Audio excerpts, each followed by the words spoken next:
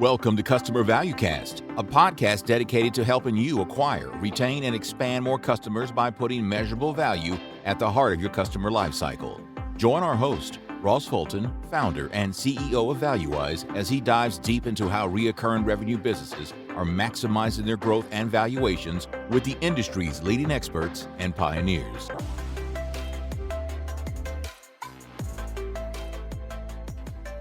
Hello everyone, welcome to another episode of the Customer Value Cast, the podcast from ValueWise, the show dedicated to putting measurable value at the heart of your customer lifecycle so that your business can retain and expand more customers. Today I am joined by the fabulous Kellie Capote. Kellie, thank you for joining us today. Thank you, and thanks for the warm intro. Fabulous. I'll take it, Ross. Yeah, absolutely. So Kellie is the Chief Customer Officer of Gainsight, the leader of customer success technology in the market, and certainly Kellie, our two organizations have been collaborators and partners for several years now, and been amazed by the trail you personally blazed inside Gainsight and the value you now deliver to some incredible customers that you have. So I'm excited for our conversation today. Before we get into it, maybe for those who are listening or watching who haven't had a chance to meet or connect with you before, introduce yourself, your role at Gainsight, and anything about Gainsight you want to share. Yeah, sounds good. Well, excited to be here. Looking forward to the dialogue and discussion. For those who I maybe haven't met or you haven't seen me around LinkedIn or the internet, I'm Kellie Capote, Chief Customer Officer here at Gainsight. I've had the immense pleasure of being at Gainsight for over 5 years now. So I've certainly seen our customer success journey and evolution internally, but I've also had the immense pleasure of working with so many other organizations and really being a partner in their journeys, trading notes, sharing ideas, and just continuing to cultivate and innovate on all the fun stuff in the world of customer success. So a little bit about me, I guess, I started in the CS. I've always been in the CS organization at Gainsight, was leading the CS team for quite some time. And then I stepped up into the CCO role about 1.5 years ago. And now I lead the post-sales organization, which encompasses the CSM pillar, our support pillar, our professional services pillar, and then what we call our CS Ops and Scale organization, where we do some really cool strategic initiatives, scaled programs, kind of you're running the business type of stuff. So have the pleasure and opportunity to work with lots of talented folks, but then on the other side of things, really kind of geek out on customer success every day, see what other people are doing, share advice, guidance, learnings, and learn from all the other wonderful people in the world of customer success and some of the thought leaders and trailblazers as well. So excited for this conversation today and to unpack a little bit more around efficient growth.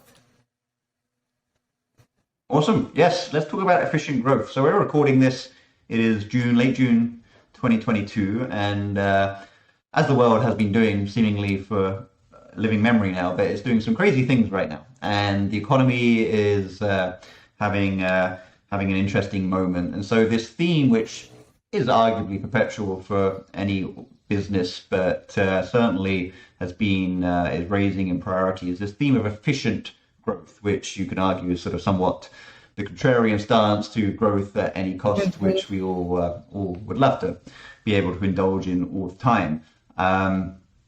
And I think the subject of kind of customer success strategy, again, is such a important consideration when it comes to how can my organization drive efficient growth. But there's a lot to unpack in, well, what does that mean when it comes to CS strategy and CS operations, how that can contribute to efficient growth. But maybe start, Kellie, your take around sort of the concept of efficient growth, what it means to you, why it's becoming sort of so important once again for certainly the B2B technology world. Yeah, great question, because I think it often can be interpreted a few different ways, and we're starting to hear this notion of efficient growth as a little bit more of a buzzword, right, in the past 3, 4, 5 months. But another way I like to think about it is durable growth. So as you alluded to, Ross, I think, from the, 2019 to 2021, maybe even 2018, we all kind of operated under this model of growth at all costs. And that's where like net revenue retention, right, really showed up as the North Star metric for organizations.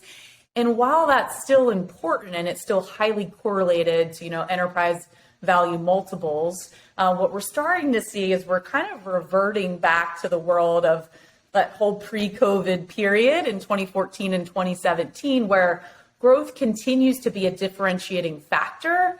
However, a change in market multiples show that efficient growth has really displaced the 2018 to 2021 growth at all costs mindset.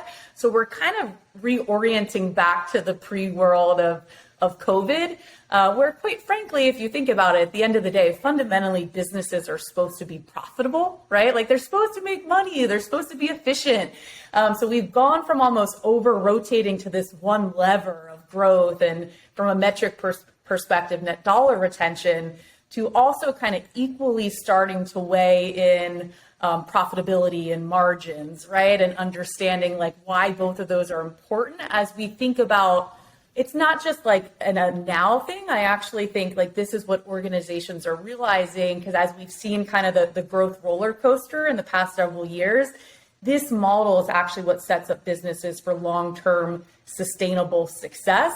It can ride the highs, it can ride the lows. And that's where really, I think when you change the term efficient to durable, like this at the end of the day is kind of the fundamental principles of business. And if you have both sides of that equation firing on all cylinders, you're going to be able to thrive in varying, economic landscapes, so to speak. But certainly the economic downturn, I think, is putting shifting our mindset back to how it used to be. There's a really interesting chart I saw like 2 or 3 weeks ago from a PE company, and it actually shows like the visual representation makes sense. Like there's a divergence, right, from 2018 to 2021, where NRR from a multiple correlation perspective is wildly different than profitability. But now there's a convergence where they're coming back. And if you go back into 2014, 2017, they were almost right in alignment. So we're kind of going back to what used to be our old norm, so to speak. And for some companies, it's not a bad thing, in my opinion, because growth at all costs sometimes causes business to maybe not always make the right decisions. Maybe in the short term, they're good, but in the long-term success of the organization, maybe, it's putting extra strain on the teammates. It's not setting the customers up for success. So it really makes you kind of think holistically about the business end to end. Like there's some fun in growth at all costs for sure. Like the investment dollars are there. Like there's not as much focus on budget, but I think the reality of businesses is to really have a durable business and organization, you have to think about this notion of efficiency. And I personally believe that CS is a very large piece of that. We saw that happen, when COVID started to happen. And I think that's really where customer success, there was this increased appreciation and acceleration because people understood like, oh my goodness, like our install base is like crazy important to the, the outcomes of our organization. And I think we're seeing a similar situation happen right now as folks kind of have to reorient and do some new modeling in terms of like what's their 3-year plan going to look like based on the varying landscape that we've seen in the past 6 to 12 months. Yeah, that's such a great summary. And I do think, as so many things do, there's just cyclical nature. We've come full circle, and one of the first white papers Value-Wise ever released in 2017 was about this theme of sustainable growth and the Rule of 40, and it seems to sort of now be okay. Let's dig that out. It's now people are starting to sort of remember. Oh yeah, that actually makes a lot of sense. And I know it's a message that Gainsight through the sort of driving of the customer success domain has always been very solid on and helping companies achieve. I guess if we take a step back very quickly and just talk about growth and that concept mapping to customer success, and then we'll sort of drill back into it and say specifically efficient growth and how that maps to customer success. But I think customer success has obviously evolved significantly, very positively over the last 5 to 7 years. And part of that evolution has been or at least in my opinion, the correct recognition that customer success is and can be and should be a critical element of the growth engine, and that it isn't simply the domain of more traditional growth functions like sales, marketing, and what have you. But quickly, what's your take, Kellie, in terms of that overall macro alignment between the domain, the strategy, the function of customer success, and the concept of growth versus the other related but almost alternative stance, which is, oh no, CS isn't about growth or revenue, it's about customers and creating success. Don't muddy it don't tarnish it with the concept of growth. How do you view it? Yeah, it's a good question. I think it's foundational probably as we continue this dialogue today. So I'm a huge advocate of CS as a growth engine for organizations, and I'll kind of share my reasons why behind that. I think, to your point, in the early days of customer success, it was really boxed into like this churn fighting machine, right? And we almost didn't give full credit where credit was due for the multiple dimensions of business impact that customer success has on organizations. And, in the early days of success, quite frankly, like there were a lot of nascent success organizations where they were doing more reactive motions, and they probably didn't quite get the full appreciation of what they can and should be, because it's the CSM team can't drive customer success alone. It really requires a company-wide mindset and imperative, and we've seen that shift happen. It's kind of what I alluded to, like even with COVID, like there was just this increased appreciation, and there started to be this shared accountability and mindset of customer centricity end to end across organizations, right? Because we have to sell to the right customer, right? And then we need to onboard them properly. And then that's how we deliver upon the success. Product needs to build the right products, right? To support the ICP. So I think CS in the early days was often kind of like the firefighting team, right? Because a lot of other functional areas too weren't set up for success, and there wasn't measured accountability around the customer at the core of everything. Now that we've seen that shift, many customer organizations are now thriving, and they're focused on the high value activities, very often oriented around value and outcomes. And it just becomes this continuous journey from what sales is selling to how we onboard to how we implement. And that really gets that growth flywheel going, right? Like, 'cause a lot of organizations, some of their available to renew revenue is much higher in their install base than even their new sales bookings for the year. Even their expansion dollars, when you look at the split of that, like a good portion of that comes from the customer base. So when we start to appreciate the customer success organization as true, I like to think that they're leading the value journey. Value in turn leads to revenue, right? And good things for the business. Then they're not only just renewing, like, the leaky bucket of what people used to just associate customer success with, but they're also expanding the install base and growing revenue. They're also driving advocates and a good customer experience, which is going to help sales bring net new logo acquisition in the door. So they're really at the center of that flywheel, hitting on all these different, dimensions, and going back to product and sharing feedback and making sure we're building the right thing. So I strongly believe that success is a key vehicle for growth for the organization if there's the right level of understanding, appreciation, and kind of, work streams and alignment in place to actually go drive it effectively.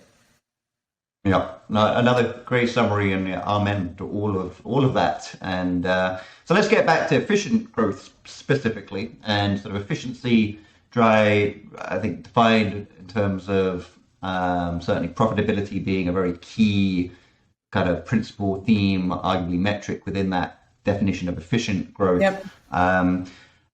What do you see? What are you seeing in the either how Gainsight's approaching it, or indeed sort of the organizations that you're partnering with? What are you finding as some of the key applications within CS strategy, or indeed CS operations, that are helping drive that specific theme of efficient growth? Yeah, it's a good question. Like, how does this whole notion of growth apply in this efficient, durable growth model? So there's a few things happening. I mean, even on the sales side of things, before I unpack the sales strategy, the CS strategy piece, I think we're even going to start to see more CROs and revenue leaders start to put even more attention on their account management teams, right? And understanding especially in this type of landscape, as people may look to do, tool consolidation, like, do we have a value proposition that actually helps with that? Like, how can we play into the challenges so that they become opportunities, which in turn means that there's a lot of, I'm seeing a lot more increased collaboration in these environments across sales and success,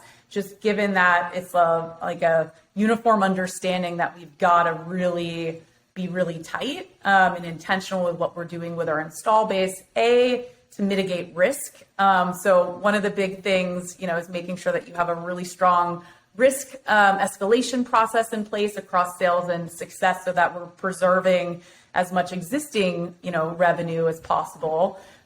In this type of economic environment, we're not, right? Like, that's just something that fundamentally should be happening. But more specifically on the CS strategy side, some of the biggest things that we're seeing show up, and the good news is that this was kind of a big trend happening in success, even in the growth at all costs mindset. Like, digital-led customer success was kind of blowing up. It's like the new sexy thing of customer success. Like, many organizations have figured out, the basic blocking and tackling of human-led customer success. And like, okay, this is great, but now how do I do it for all my customers? And how do I do it at scale? And how do I augment these programs to make, my CSM's life more efficient, but more effective, so that they're focused on the right set of things? So not just a segmentation strategy, where in like the old days it was called tech touch, and it was usually like, how do I support just this tier of customers?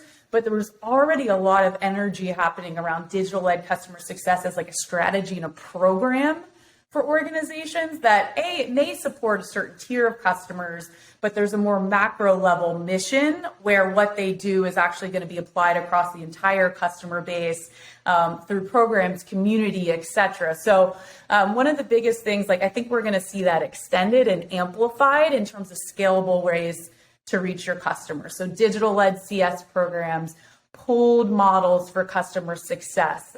They've been really effective, right? Especially if you have some technology and automation and customer journeys to kind of support that. And then you bring in the pooled model as well. Customer communities. It's coming up in so many conversations I'm having, so many executive CS conversations I'm having today. Like, it doesn't always have to be a one-to-one where we always have to be the expert. How can we create a community where our customers become peer, where there's this peer-to-peer best practice sharing and knowledge happening, where that groundswell happens and kind of gets that kind of flowing. So communities, digital-led in-app communication, right? In terms of using your product to actually help drive towards adoption and outcomes. It goes back to like, everyone plays a role in retention and growth. And how can we make it more of a self-service model and personalize those journeys based on the users or goals, and leveraging the product to go do it. Those are some of the biggest strategies, I would say, just in terms of like scaled engagements and making sure that we're efficient, but we're also effective in giving the customer what they need.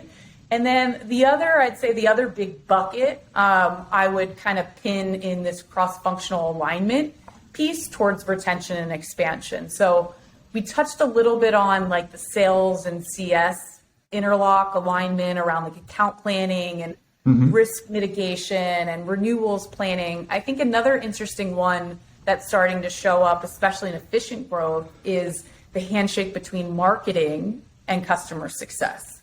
So, I think very often our customer marketing teams, naturally, like, the top metric that they're accountable to is like net new, pipeline generation. But when we need to focus on efficient growth, we need to make sure all the campaigns and framing and orientation that's going out to the customers is really centered around adoption and value. And then obviously that may double click into feature functionality, but how do we make sure we're also supporting the customers through the customer marketing efforts aligned to the same types of things? So I think digital-led customer success is the biggest one that's going to continue to really help organizations thrive in this type of period. And then it's that alignment of the go-to-market teams and making sure that everyone is operating under this customer-centric mindset with shared accountability and metrics, so that we do get the advocacy and the expansion and all those things going is how you can drive that efficient growth model. Yeah, no, awesome. There's so much to unpack there. We'll take a couple of elements. I think going back to the marketing piece, do you expect, are you seeing the concept of almost increased competition between functions? So take customer success and marketing around attribution towards the growth in terms of, hey, look, we're driving efficient growth because they're aware that at a headline level inside the enterprise that they're working within and that Yeah. they're serving, there is, okay, well, efficient growth is driven by, well, how much does it cost us to acquire or expand another dollar of ARR? If customer success is able to drive that through their digital journeys and digital engagement, do I need a significant marketing investment to drive it, and or vice Yeah. versa? And that could be me talking as a CFO, a CEO, a CEO, someone, a CRO. And so marketing and customer success are looking at each other thinking, oh, hang on, we need to be the rock stars here, because otherwise we might have some unwelcome questions being asked of our of how much we cost. Yeah. Do you think that might happen? Are you seeing that? Or Yeah, I think so. Something I'm seeing more of is it's almost like a it's almost like a joint ownership of the efficient growth versus like an it's a bit of an end. So I'll give you an example like Gainsight. So, Monica's our CMO, very much just like a lot of her metric responsibility, there's some reliance on sales, right? Like for some of the metrics right. that they're responsible for. I'm seeing a similar alliance kind of showing up across success and marketing. So one example is customer success qualified leads, like, right, just how like sales can contribute to that or marketing contribute to it. It's actually a metric that Monica, when she shares out our pipeline generation report to our board, there's a CSQL line. So she's getting recognition that like it's part of the broader strategy, but ultimately it's understood that it's coming from my organization and we have the right incentives and things around it to make it happen. So I think it's a partnership, but there's certainly still a lot of blurred lines. Like, full transparency is my observation around as digital ed customer success is continuing to become more of a thing. And as I alluded to, not just a segmentation strategy, but more of a program. How does that work in collaboration with marketing and maybe some of the nurturing efforts that they're doing? And I've seen a few trends show up. I actually led like a CCO coffee hour several months back, and I was like, I'm just curious, like, what's the organizational structure, with customer marketing? So not marketing broadly, but customer marketing in their organizations.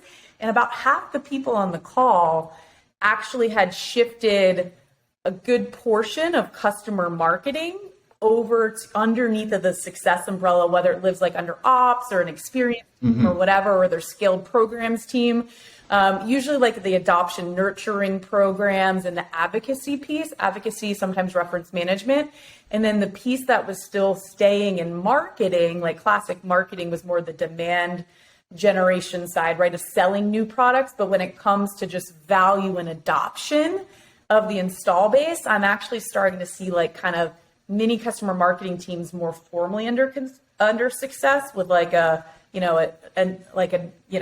dotted line, so to speak, to marketing. Yeah. But I think that's like, we're still kind of figuring that out. But at the end of the day, it all comes, I don't always believe like the organizational structure matters so much, more so the clarity, right, in terms of what we're doing, why we're doing it, what are the metrics, and how can we work together. I think having the conversations and getting really clear about what we both need to do, that's the conversation that I think needs to happen if it hasn't happened quickly between CMOs and CCOs.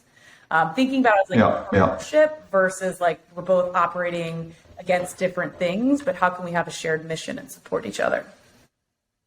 Yeah, no, it makes a lot of sense. And then I think the other sort of factor, or almost, I guess, role persona, which I think is always there, but it looms large in the current economic climate, and when we think about efficiency, is the CFO. And looking at sort of, hey, how do we sort of optimize the bottom line to then translate into better profitability, better margins, better Rule of 40?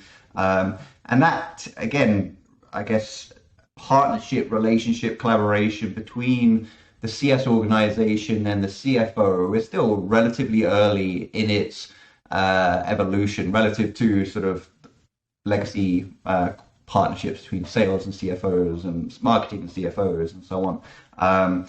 And it's something we spend a lot of time thinking about at ValueWise. We have a customer value economics discipline within our VX framework, which is all about sort of what are the core metrics that can always form a common dialect between a CCO or a CRO who's focused on driving that value for customers and net dollar retention, but is needing to explain and work with the CFO on controlling and optimizing the efficiency for creating that growth and that customer value. So thinking about kind of what is our cost to deliver, what is our cost to value, and starting to build some sort of science and standards around that. So the CFO isn't just looking at CS purely in the concept of either OPEX or COGS, and that's the end of the story. It's trying to get a bit more nuanced.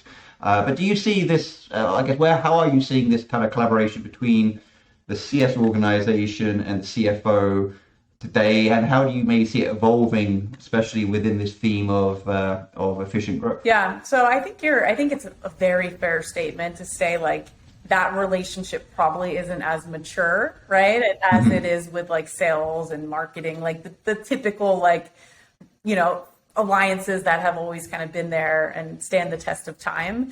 I do think I have seen it shift dramatically, like even in the past 12 to 18 months before this downturn, like before everyone became hyper focused on like efficient growth and kind of changing our mindset a little bit, because again, I think just that understanding of customer impact, right, and customer success has just elevated.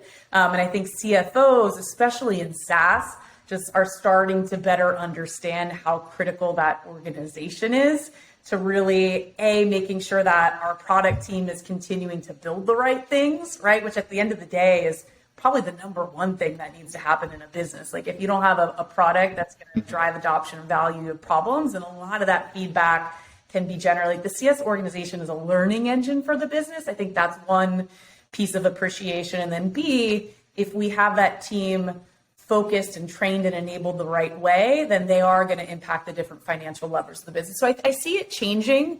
And we're trying to get to more of a common, kind of core set of metrics so that everybody is sort of enabled, very much like sales. Like the reason that they can speak with the CFO is there's a common language, there's a set of metrics that's understood. I think that was the challenge, a few years ago, is like it was kind of like all over the place. And now we're starting to see that same level of operational rigor show up in CS leaders, where they take a very similar approach to a sales leader and say they're much more metrics oriented. So they're looking at gross retention, they're looking at net retention, but it's the attribution piece and the understanding of what's moving the needle that was often missed. And they have those leading indicator metrics of health and verified outcomes, we call it adoption, NPS, and they're able to tie it to the workflows of their team, do the regression analysis, show what's working and why. Because of those things, here's the outcomes that are happening. And that's what kind of clicks with the CFOs. Oh, so you're telling me if we could actually go do more of that, it generated X in the past, and if we doubled down or whatever, that could go create Y. Like they have to understand the connective tie. And I think, I don't know, I've shared like a CS board deck template. So we're starting the conversation more. And I think we're only going to see that, crystallize even more over the next year or two. And then what I'm seeing specifically happen in this landscape is, I would actually say like CFOs, I would think of as like the pilot, and like the CCOs are kind of like the co-pilot in like navigating efficient growth.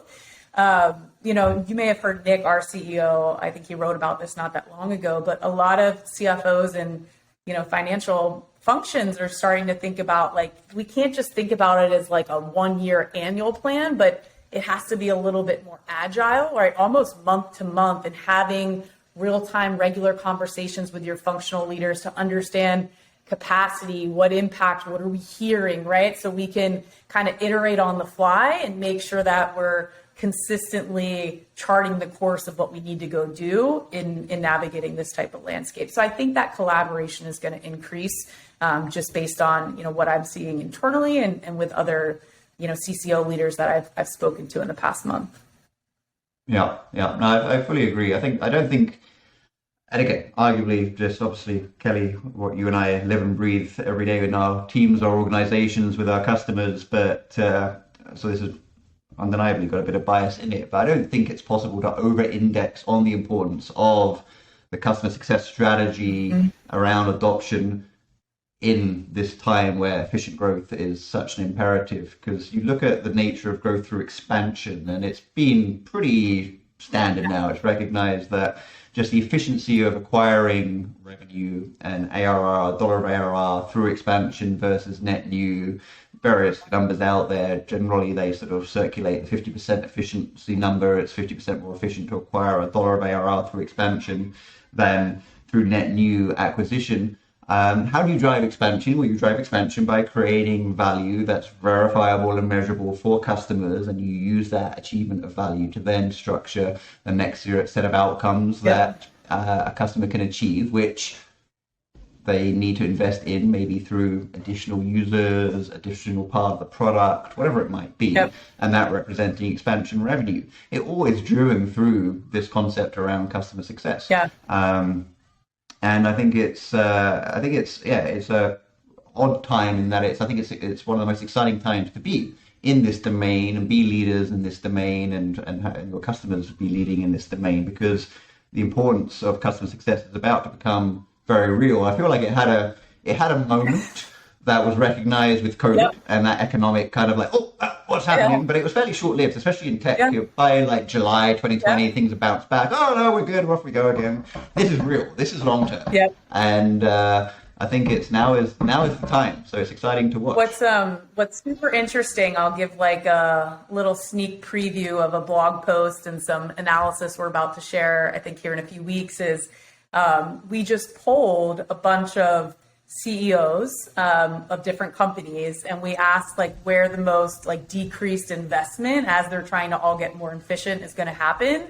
And across sales and marketing, and I think like FP&A was one, and then customer success. Customer success was the lowest in terms of decreased spend. So like the biggest one was sales, then it was marketing.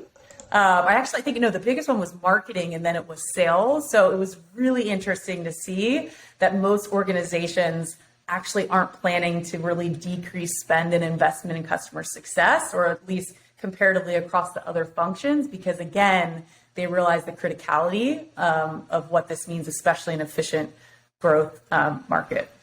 So super cool. Yeah, very cool, very cool. I think too. I was happy to see that.